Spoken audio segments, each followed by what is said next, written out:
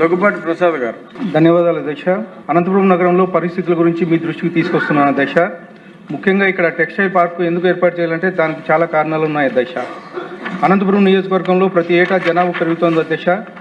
జిల్లాలోని అన్ని ప్రాంతాల వారు ఇక్కడికి వచ్చి పిల్లల చదువుల కోసం, జీవనోపాధి కోసం, ఇతరితర వాటి కోసం వచ్చి స్థిరపడుతున్నారు అధ్యక్ష.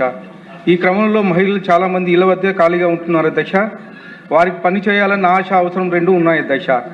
మేము ఎన్నికల ప్రచార సమయంలో ప్రజల వద్దకు వెళ్ళినప్పుడు చాలామంది సంక్షేమ పథకాలతో పాటు ముఖ్యంగా ఉపాధి కల్పించమని చెప్పేసి అడిగారు అధ్యక్ష. నగరంలో ఉపాధి మరియు ఆదాయ ఉత్పత్తికి సంబంధించి ఎలాంటి అవకాశాలు లేవు అధ్యక్ష. చాలామంది షాపింగ్ మాల్స్, జ్యువెలర్స్ దుకాణాల్లో తక్కువ వేతనాలకు పనిచేస్తున్నారు అధ్యక్ష. చాలామంది తక్కువ చదువులకే ఆపేసిన వారు నగరంలో చాలామంది ఉన్నారు అధ్యక్ష. ఇలాంటి వారి కోసం టెక్స్టైల్ పార్క్ ఏర్పాటు చేయాల్సిన అవసరం ఉంది అధ్యక్ష. ఒక భారీ టెక్స్టైల్ పార్క్ అనంతపురం నగర పరిసర ప్రాంతాల్లో ఏర్పాటు చేస్తే చాలా మందికి ఉపాధి దొరికే అవకాశం ఉంది అధ్యక్ష.